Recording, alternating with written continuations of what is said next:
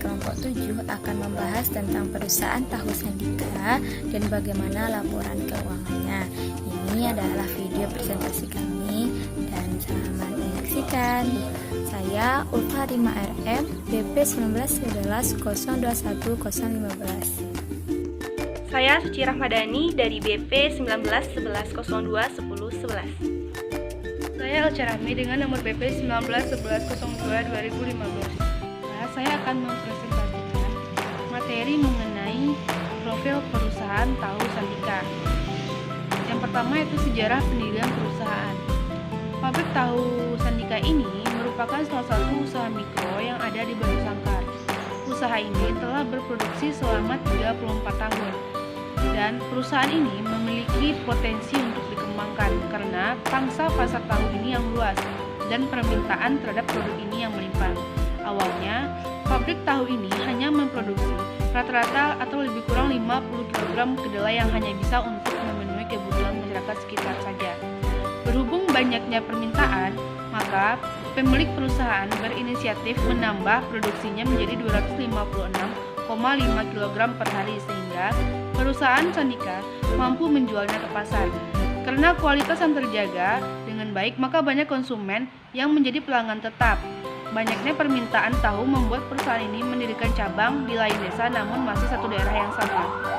Lain selanjutnya itu lokasi perusahaan pabrik tahu Sandika. Pabrik tahu ini berdiri pada tahun 1986 yang beralamat di Limaukaum, Batu Sangkar, Kabupaten Tanah Datar, Sumatera Barat, Indonesia. Lain selanjutnya itu struktur organisasi. Nah, struktur organisasi merupakan gambaran tentang tanggung jawab serta hubungan antar bagian perusahaan. Selain itu, struktur organisasi akan membatasi wewenang dan tanggung jawab di masing-masing unit yang ada. Berikut struktur perusahaan tahu milik Sandika. Kemudian di situ terdapat pimpinan selaku pemilik perusahaan. Selanjutnya itu bendahara.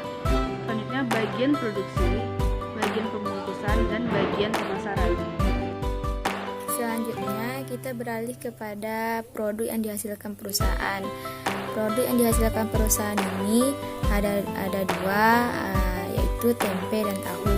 Kita lebih berfokus kepada tahu. Apa sih itu tahu? Tahu adalah suatu usaha pengelolaan hasil pertanian di mana kedelai menjadi bahan baku utamanya. Ia dapat diolah menjadi bahan makanan setengah jadi. Tahu ini berasal dari bahasa Cina yang terdiri dari dua kata, tau dan hu. Tau itu adalah kedelai dan hu adalah lumat atau menjadi bubur. Jadi, tahu adalah gumpalan protein yang diperoleh dari hasil penyaringan kedelai yang telah digiling dengan penambahan air. Baiklah, selanjutnya saya akan menjelaskan mengenai proses produksi tahu secara singkat. Pertama-tama yang harus kita lakukan adalah kita harus mempersiapkan kedelai dengan kualitas terbaik. Setelah itu, kita cuci kedelai tersebut hingga bersih. Setelah kita cuci, kedelai tersebut kita rendam sekitar 6-7 jam. Setelah melalui proses perendaman, kedelai tersebut kita giling. Kita giling dengan menambahkan air. Setelah melakukan proses penggilingan, kedelai tersebut kita masak hingga mengental. Setelah kita masak kedelai tersebut, kita pisahkan antara sarinya dengan ampasnya. Nah, ampasnya ini sering disebut dengan ampas tahu. Yang akan kita proses selanjutnya itu adalah sari dari kedelai tersebut. Nah, setelah kita pisahkan sari kedelai tersebut, kita tambahkan dengan cuka, lalu diaduk-aduk. Setelah diaduk rata, sari dari kedelai tersebut kita tambahkan cuka, lalu kita diamkan hingga menggumpal. Setelah menggumpal nanti kita lakukan proses pencetakan atau pengepresan. Nah, setelah kita lakukan proses pencetakan atau pengepresan ini, kedelai tersebut akan dipotong menjadi bagian-bagian kecil. Nah, setelah dipotong, barulah terlihat seperti tahu. Nah, itulah proses produksi tahu secara singkat. Baiklah, yang selanjutnya yaitu identifikasi biaya. Pada identifikasi biaya ini terdapat beberapa poin. Yang pertama yaitu kedelai, di mana kedelai digunakan sebagai bahan utama dalam pembuatan tahu. Pada perusahaan Tahu Sandika menggunakan kedelai sebanyak 92,3 ton dengan biaya 797.537.500 dalam setahun. Selanjutnya yaitu cuka. Cuka digunakan dalam proses penggumpalan bubur kedelai menjadi tahu. Dalam penggunaannya, untuk 1 minggu, produksi menggunakan 2 botol cuka dengan harga 7.000 per botolnya. Dan jika ditotalkan, 2 botol cuka per minggu ini jika ditotalkan dalam waktu 1 tahun, yaitu jumlahnya 672.000. Yang selanjutnya yaitu serbuk kayu. Serbuk kayu dipakai dalam proses pemasakan sebagai bahan bakar. Dalam pembelian serbuk kayu, per karungnya dihargai 10.000 per karung. Dan pada perusahaan Sandika ini, per minggunya memakai serbuk kayu sebanyak 60 karung. Dan total biaya dalam setahun yaitu 28 juta. Selanjutnya yaitu 25 liter solar per minggu dengan harga 8.000 per liter, dan totalnya dalam per tahun 9.600.000. Yang selanjutnya yaitu oli. Oli digunakan untuk pelumasan mesin diesel untuk penggilingan kedelai, di mana dalam sebulan perusahaan Sandika menggunakan atau memakai oli dalam proses pelumasan diesel sebanyak 2 liter dengan harga 30.000 per liter, dan total per tahunnya yaitu 720.000. Yang selanjutnya yaitu sewa tempat. Kenapa perusahaan Tahu Sandika ini masih menyewa tempat? Karena usaha perusahaan tahu ini belum memiliki tempat untuk dijadikan pabrik. Jadi perusahaan Tahu Sandika ini mengeluarkan biaya untuk menyewa sebesar 8 juta per tahun. Yang selanjutnya itu biaya listrik dan telepon sebesar 250.000 per bulan, dan total per tahunnya sebanyak 3 juta. Yang selanjutnya yaitu kewajiban melunasi kredit kendaraan mobil sebanyak 2.644.000 per bulan, dan total per tahunnya yaitu sebanyak 31.728.000. Yang selanjutnya, perusahaan ini juga memiliki biaya penyusutan. Yang pertama yaitu biaya penyusutan peralatan sebanyak 10 juta per tahun. Selanjutnya biaya tenaga kerja sebanyak 18 juta per tahun. Baiklah, yang selanjutnya yaitu biaya pemasaran sebesar 49.725.000 per tahun, dan biaya iuran pasar sebesar 1.260.000 per tahun. Yang selanjutnya yaitu yang terakhir biaya penyusutan kendaraan sebesar 11 juta per tahun. Setelah kita mengidentifikasikan biaya, selanjutnya kita akan mengklasifikasikan biaya produksi yang ada di dalam perusahaan ini, atau mengelompokkan biaya-biaya tersebut. Yang pertama, mengklasifikasikan biaya berdasarkan hubungan biaya dengan objek yang dibiayai. Ada biaya langsung dan biaya tidak langsung. Biaya langsung atau direct cost seperti biaya bahan baku yaitu kedelai, dan biaya tenaga kerja langsung. Sedangkan biaya tidak langsung atau indirect cost seperti biaya penyusutan, biaya listrik dan telepon, biaya sewa tempat, biaya cuka, biaya oli, biaya solar, biaya serbuk kayu, biaya pemasaran, dan biaya iuran pasar. Yang kedua, klasifikasi biaya berdasarkan fungsi pokok perusahaan. Ada biaya produksi namanya. Biaya produksi seperti biaya bahan baku, biaya tenaga kerja langsung, dan biaya overhead pabrik.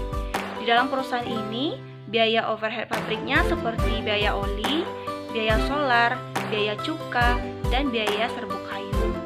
Selanjutnya, biaya pemasaran, seperti biaya kendaraan yang digunakan untuk memasarkan produk.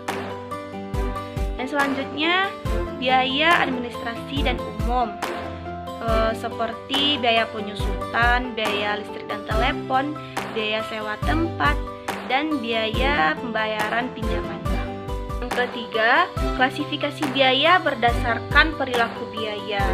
Ada biaya tetap, biaya variabel, dan biaya semi variabel. Yang pertama, biaya tetap. Biaya tetap yang ada di dalam perusahaan ini seperti biaya iuran pasar, biaya penyusutan, dan biaya angsuran untuk pinjaman bank. Selanjutnya, biaya variabel. Biaya variabel di dalam perusahaan ini seperti biaya bahan baku, biaya tenaga kerja langsung, biaya cukai, biaya oli, biaya solar, biaya serbuk kayu, dan biaya pemasaran produk. Sedangkan biaya semi variabel itu seperti biaya telepon, biaya listrik, dan biaya sewa tempat. Selanjutnya kita akan membahas laporan harga pokok produksi. Harga pokok produksi ini menunjukkan pengorbanan sumber ekonomi dalam pengolahan bahan baku menjadi produk jadi. Jadi, harga pokok produksi adalah semua biaya yang dikeluarkan untuk membuat produk atau membuat satu unit barang, di mana mengaitkan biaya bahan baku, biaya tenaga kerja langsung, dan biaya overhead pabrik. Berikut akan kami jelaskan format dari atau bentuk laporan harga pokok produksi tersebut. Format laporan harga pokok produksi dapat berbeda di antara berbagai perusahaan. Demikian juga dalam buku akuntansi biaya. Berikut ini salah satu bentuk format laporan harga pokok produksi yang dibuat perusahaan Sandika pada periode 2019. Ini dapat kita lihat pada slide identifikasi biaya. Persediaan bahan baku langsung awal sebanyak Rp23.500.000, kemudian ditambahkan dengan pembelian bahan baku langsung bersih sebanyak Rp797.537.500. Jadi menghasilkan bahan baku langsung tersedia untuk dipakai sebanyak Rp821.037.500 dan dikurangi dengan persediaan bahan baku langsung akhir sebanyak Rp13.250.000 dan bahan baku langsung yang dipakai atau biaya bahan baku langsung sebanyak Rp807.787.500 dan diketahui juga biaya tenaga kerja langsungnya sebanyak 18 juta dan juga terdapat biaya overhead pabrik yang dibebankan, di mana terdapat cukai 672.000, serbuk kayu 28 juta, biaya sewa 8 juta, biaya listrik dan telepon 3 juta, dan biaya hutang 31.728.000 serta biaya penyusutan 20 juta. Sehingga total biaya overhead pabrik ini sebanyak Rp91.400.000. Sehingga total biaya produksi selama periode ini dapat Rp917.187.500. Kemudian ditambahkan dengan persediaan barang dalam proses awal sebanyak Rp16.350.000. Menghasilkan biaya produksi yang dapat diperhitungkan sebanyak Rp933.537.500 dan dikurangi dengan persediaan barang dalam proses akhir sebanyak Rp87.250.000, sehingga kita dapat menentukan harga pokok produksinya sebanyak Rp846.287.500.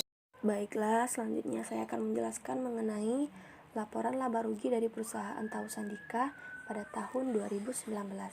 Perusahaan ini mendapatkan hasil penjualan sebesar Rp1.189.640.000 dengan total harga pokok penjualan sebesar Rp854.936.500 dengan rincian persediaan barang jadi awal 28 juta ditambah dengan harga pokok produksi Rp848.087.000, lalu dapatlah hasilnya barang jadi tersedia untuk dijual sebesar Rp876.087.000, lalu dikurangkan dengan persediaan barang jadi akhir sebesar Rp21.150.000. Lalu dapatlah total harga pokok penjualannya sebesar Rp854.936.500. lalu dikurangkan dengan penjualan. Dapatlah margin kotor sebesar Rp253.863.140. Lalu dikurangkan dengan total biaya operasionalnya sebesar Rp61.305.000. Dengan rincian biaya solar Rp9.600.000, biaya oli Rp720.000, biaya iuran pasar Rp1.260.000, biaya pemasaran Rp49.725.000. Lalu dapatlah hasilnya total biaya operasionalnya sebesar Rp61.305.000. Lalu dikurang dengan margin kotor. Lalu dapatlah hasil Rp192.558.140. Lalu ditambahkan dengan pendapatan lain-lain sebesar Rp37.250.000. Dapatlah laba bersih sebelum pajaknya sebesar Rp229.808.140.